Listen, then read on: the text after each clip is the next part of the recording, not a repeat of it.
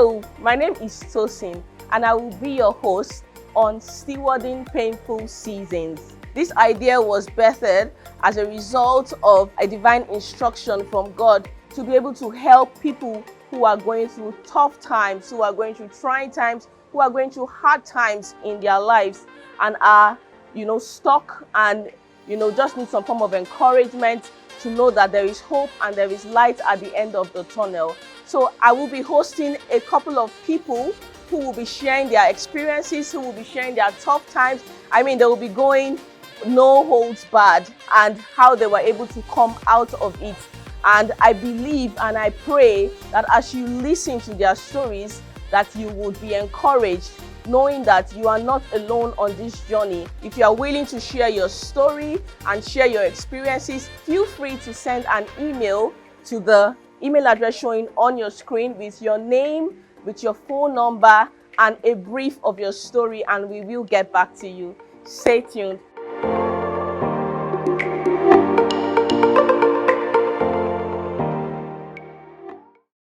Hello viewers, this is another exciting episode of Stewarding Painful Seasons, and right in the studio here with me is an amazing guest. The first time I heard her voice on phone, I could feel the joy, as in the joy was intense. Then by the time I heard her story, there's no way you can place the story and the joy side by side. So I have in the studio here Priscilla, but I want her to introduce herself. Tell us her name, and also tell us her growing up experience before we go into the experience proper. Good day, everyone. I'm Priscilla Chijoke. So growing up was fun. Like I had this childhood experience with my siblings. We make sand castles. We cook concussion rice with sand and water to mix it. So I had this particular experience with my siblings and my mom. When it's evening, we gather around my mother and she tells us story like Tales by Moonlight. So growing up was really fun. If I should put it that way, growing up was really fun. It was fun. And we have this really all these childhood stories and childhood plays that we do. So growing up was fun. So, because I've heard your story, so I thought, so when did all of this, because I know your story, the painful period of your story started very early. Yes. So can you just run us through how it started, when it started, Yeah, I lost my dad 2002. I was 12 plus then. So we had this family friend that do come to the church where I worship, where my parents worship. So he's handling the branch in Lagos. Okay. I was born and bred in the northern part of Nigeria, Kavanchan in Kaduna State. Okay. So we knew this man as a family friend, that evangelist, that man of God. So he comes, I will greet him and go. But I knew he was very close to my mom, my dad, my parents. So that 2003, he came after I lost my dad, 2002. I was 13 plus then. So he told my mom that he wants to help train me in school to lessen the burden for her. So my mom was like, okay, thank God. So she came with me to know his house in Lagos. And my mom stayed for like a week. And my mom left. So she left you in Lagos? Yes. With him? Yes. Okay. Like she said, let me come and know the person that wants to take care of my daughter. I was in GSS2 then, second term. So when my mom left, let me take for example, my mom left today. The following day, this man raped me. Or will I say this man defied me? So I think I was on that. I won't call it rape, I'll call it defilement. So this continued for 8 good years. 8 years? Yeah. Wow. I'm just happy I can talk about it. Like, I couldn't tell anybody, not my siblings, no one till this year for 19 years. Wow. I could not tell anybody about this experience. But I have this journal where I write down anything he does to me, the beatings, the abuse, the rape, and also I'll just put it down in that journal. That was like my console. So that was it. So did he eventually train you? That's why he you know? Yeah, I was able to go to. I didn't do GS3. I did not write junior work. I'm very brilliant. So when I went to the school, he wanted to put me. They tested me with the test, and I was okay. So I just started SS1, SS2, and SS3. So he trained me SS1 to 3. So when I wrote work, my grades were very excellent. Then I said, okay, I wanted to study medicine. I said, okay, can I go to the university? My jam, everything was perfect. They started talking up and down that I'm too pretty, that men will look at me and all. So I couldn't go to university. Just trained me SS1, SS2, and SS3. But your mom, how? I mean, that was why she left you there Yes. for him to train you. But she knew that he was not.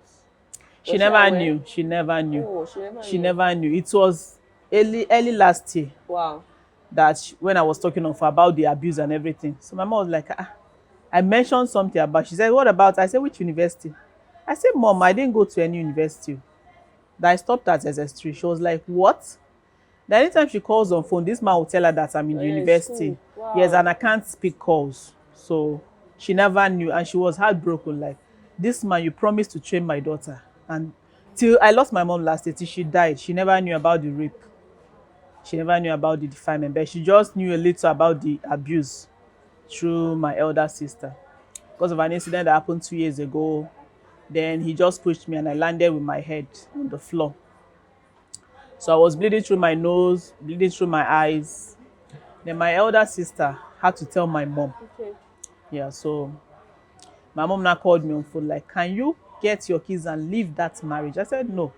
These kids need the father, they need the mother. So I Mm. kept enduring. So that was it.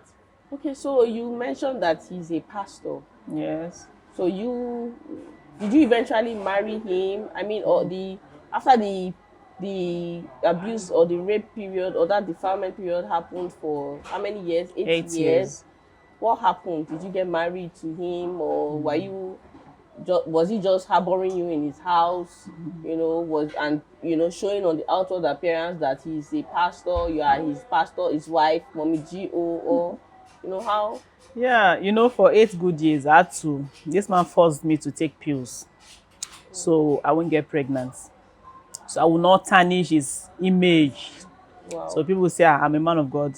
Then when I came, he was telling the people in the compound I'm his sister. Yeah, that was, so with time, he now said, oh, I want to get married to her. That was 2011. So he wants to get married to his sister. How did they? So he now told them that she's not my sister. Oh. I want to get married to her. Then I threatened him that I'm going to the law.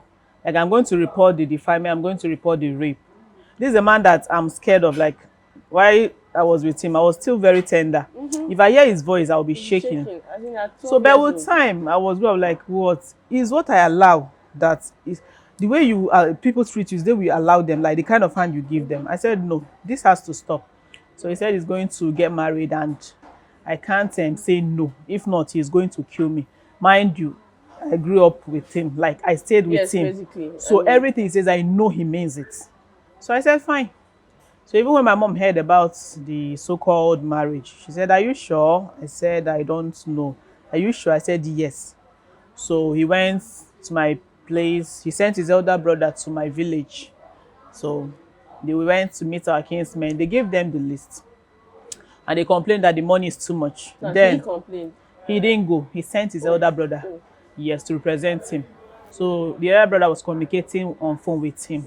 So then, as at then, it was 120,000. He said, I trained her in school. My mom said, even if you trained her, because she never knew.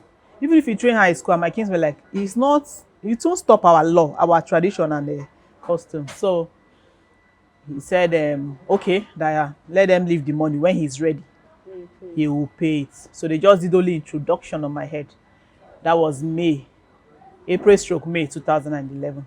So we came back to Lagos on 23rd of July 2011. We did our white wedding. And funny enough, all the church members, everybody in Lagos, nobody knew that this man has not paid my bride price. Just me, him, and my family people.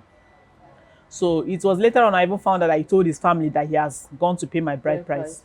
That was 2 years ago that I later found out. So we did white wedding. Then I started having kids. Though I had a miscarriage before my first son. And even though we got married, the abuse, the beatings never stopped.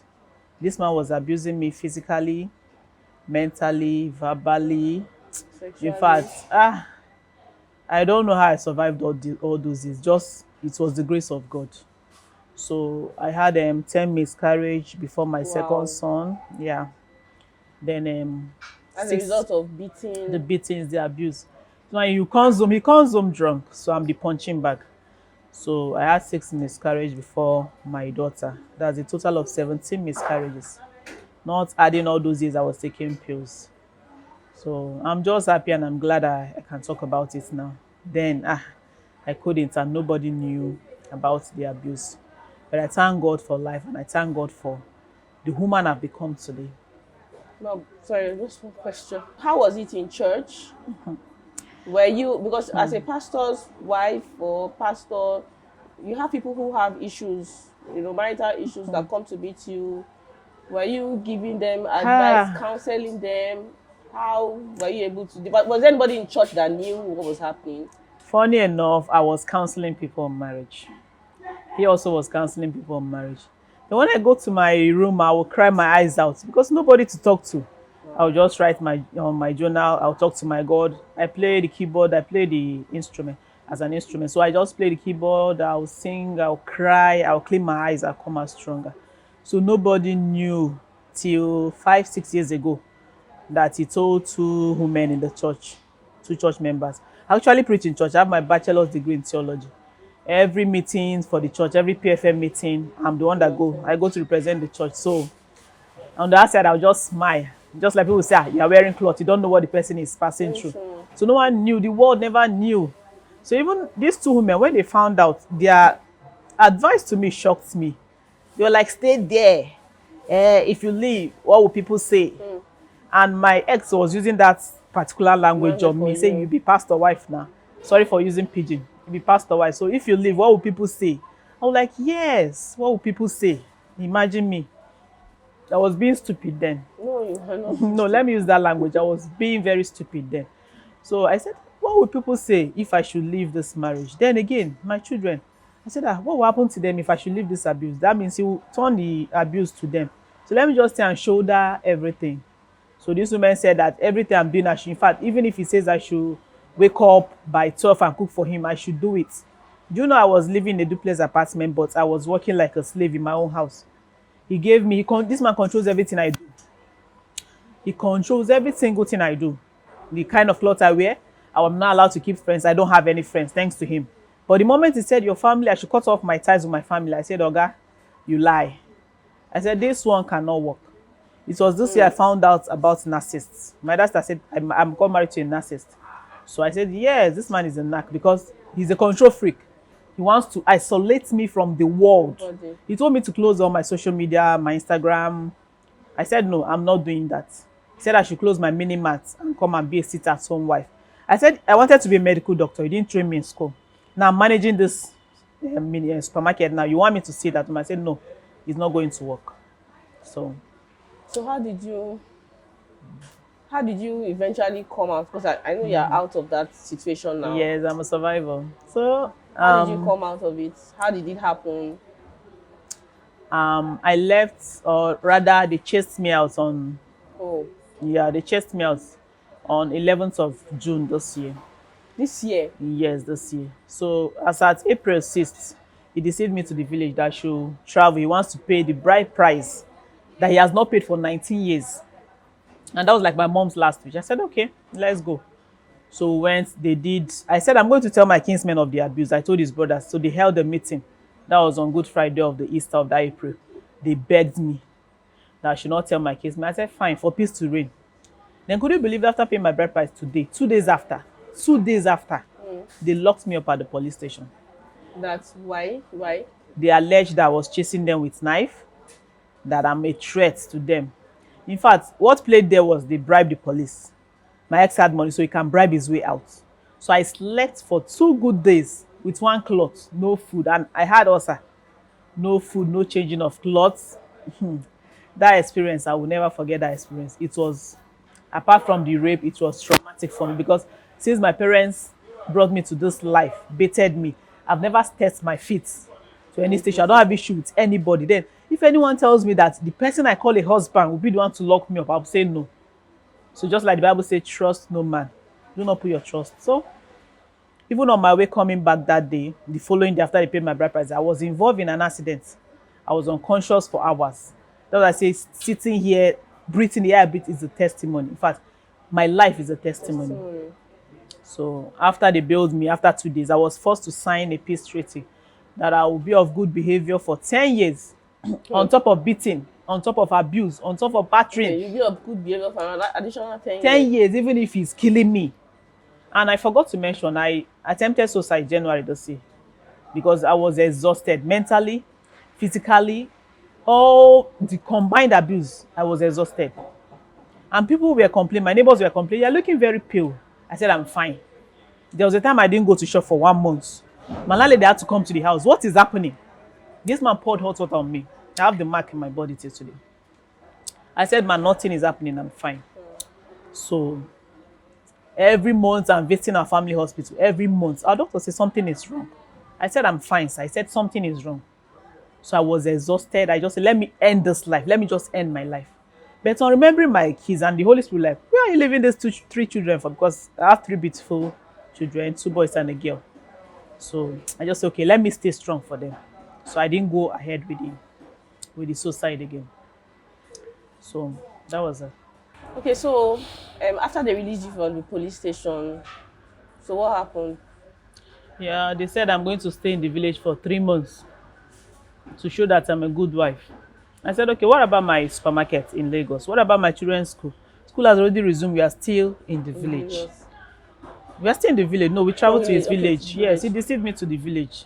So they said, I have to stay. I said, fine, for peace to reign, let me stay. So do you know that this man refused to bring money for me and my children's upkeep? Till I drained the money in my account. So I had to call my dad, like, sister, nothing, no. Then I found out he was sending money to my mother-in-law. Was it 20,000, 4,000 weekly? But this woman doesn't even feed me and my children. But because of the provisions I brought from Lagos, so we were able to eat. And my dad that sends money. So on 24th of May, mind you, I came back since April. So he just came. He just showed all of a sudden. I was like, hey. I didn't even know. At the village. The village, yes. Like, hey, welcome, sir. I greeted him normal. So he said, he's going out. He just left. So later I found out he went to drink in one market close to the house. So I was doing house chores and all. My second son was not feeling fine. My daughter too was very strong. So I said, okay, let me quickly rush to the market. My sister sent money. Let me go and get medicine and let me top up our food stuff. So I told my mother-in-law. And funny enough, even in the village, anything, if I want to go and plug phone, I'll tell my mother-in-law, just for peace to reign. If I want to go and use the restroom, Mama, I want to go peace. So just for peace to reign, like they were controlling everything I do. Everything I do. But I was like very calm. Let peace just reign. But I already made up my mind. That day they locked me at the station as I was just lying there. I got cold from that lockup. So I just looked up to heaven. That was when Osinachi died. I said, God, this is not marriage. I said, when I get back to Lagos, I am leaving this abusive home. I'm going away with my kids. That this is not marriage. I said, thank God I have something I'm doing. So as I left to go get those things in the market, I didn't even waste time. When I got back, I didn't hear the normal mommy, mommy. Where are my kids? Where are my kids? My mother was just there, frowning face. I'm like, where are my kids? She said she doesn't know. I asked the stepsister, because my father-in-law married 3 wives. My mother-in-law is the first wife. Where are my kids? He said I should go and ask my mother-in-law. I said, what kind of place is this one? And I said, let me even enter the room. That was when I broke down in tears. Almost all their clothes has been packed. Oh my God. That means this man had abducted my kids. And he has been threatening me that the day I will carry these children. Do you know, from the inception of this marriage, I never knew love from this man. So he has been threatening me, the day I will carry these children, it will shock you. I was like, finally, he has done what he said. Finally, he has done what he said. I tried all his lines. He has more than 10 lines. He has more than 10 lines. I tried all his lines, messaged him on WhatsApp, the ones I can get to him, because he blocked me on some of his lines on WhatsApp. Wow. Tested him, he was not replying me. I had to call all his brothers, both the ones that are in the village, the ones that are not. I said, look at you, I don't know where my kids are. Do you know what this family told me? That I should calm down. That maybe he took them to Mr. Biggs. And I said, it was the immediate one that senior them. I said, look at me, do I look like a child? I said, the same way people beg me not to tell the kinsmen about this abuse and you locked me up. Now you want to deceive me again. I said, no, that this cannot happen again. As if I wait 24 hours or 48 hours, I did not see my children. That this man has been beating me, this man is abusing me, I just kept mute. But touching my children, this children that he never followed me to the hospital. The three of these children, in fact, when I was having my daughter, I fainted at the hospital. The midwife called him on phone. He said, I beg, if I want to die, let me die. That is not his business. He never followed me to the. So I like these children, I don't joke with them. They are my joy givers. Then for touching them, you have raised the lioness in me. I said, no, I'm not going to keep calm. So after 48 hours, they were saying, he's coming, he's coming, he's coming. I went to the same station where they locked me. I made entry. The following day, I went to human rights in the village. I went to Wakol in Enugu. In fact, since he has adopted my children, I've been fighting tooth and nail for their custody. I've been fighting to see them. So the children are not with you yet? My kids are not with me. I've not seen my children for 5 months now. I've not seen my kids. I came to Lagos against or July 3rd. So my elder sister raised money for me. I came to Lagos. And when he saw me, he was shocked. So I just went to the house to get a few clothes because I traveled with just barely 6 clothes. I was even begging people to give me clothes to wear. Your children were not in the house? No, they were in school. Okay. The day I went to the house, they were in school. So my plan was, when I'm traveling, just go and see them in school. But I could not catch up that day. So the following day, that was 5th of July, I went to see my children. It was an emotional moment. They were crying. I was crying. So I just talked to them and said, don't worry, everything will be fine. CCTU. Mommy and daddy say he's not married again because said he's not married. He wants to divorce. I said, no problem. This one is not marriage again. In fact, this is life-threatening. So this is not marriage. So after talking with my kids, he now went to school the following day and told them that he doesn't want me anywhere near my children. So he restricted me access to these children. From then, I took up the case. I've gone to all the police stations in Lagos. I've gone to all the gender units in Lagos. I've gone to Alausa. I've gone to welfare. God knows I've done my best. So I've been struggling, spending money, but he has been bribing his way out. So I now heard a voice. God said, my daughter, be still. See, when I say be still, it means I'm moving. So I now handed over everything to God. I said, God, you say, cast your burden onto my feet, I will give you rest. So I just, God, take over. Because I believe the end will be more glorious than the beginning. So that is that. Wow. I was just about to ask you a question, but I think you even answered it right now. You know, when we spoke on phone, I hadn't really heard your story. But from the way you spoke to me on phone, I could sense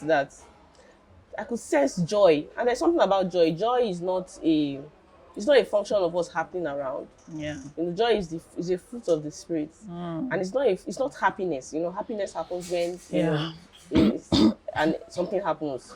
You know, but with joy, even when things are not going on fine, you still have that joy. And that joy is what will give you hope that God is working something out, that God will come through for you. And I believe that God will come through for you. Amen. So yeah, the reason why we have you here is so that other people going through similar experience, not even similar, but other people going through painful experiences that are still in it should retain that joy, should keep that joy, should guard that joy, because that's one of the things that the devil does. Once he steals that joy, that's the end though. Then you start to think of suicide, you start to think of depression, you start to think of killing yourself, but you have kept that joy, and that's what has kept you. Yeah, I've been looking at, since when I saw you today, you've been glowing. I've been looking at you, you've been glowing, and sincerely, it doesn't mean that you're not going through stuff, does it? I mean, your children are not here with you, but there's this hope and belief that knowing that one day God would, in fact, God has already done it, as a matter of fact. Just for the manifestation. We are just waiting to see the physical manifestation of it. And that's exactly how it is for each and every one of us going through one painful season or the other. It's just a season. It will pass, just like seasons pass and go. You know, it's a season that will pass, and trust God that God will bring you out of it. And even whilst you are waiting, you know, for the answers, while you are waiting for God to come through for you, guard your joy, keep your joy, and don't let the devil steal your joy, so that you can, because you will come out of this situation stronger and, you know, with testimonies, and of course with testimonies that would also bless the lives of other people. Thank you so much, Priscilla. And I believe, I pray, I'm thanking God. Let me not say I pray. I'm thanking God on your behalf, because God has gone ahead of you. And As a matter of fact, we're going to call you back here when you get your kids, because I know you will, and to Amen. come and share that testimony here Amen. with us. Thank you so much for being, and thank you so much for being with us. See you next episode. Please do not forget to subscribe to our YouTube channel, Stewarding Painful Seasons. And also, if you have a story, a story of a situation that you have been through and you have come out of it, kindly send us an email on the email address scrolling on your screen with your name, your phone number, and a brief of your story. Be blessed. Bye.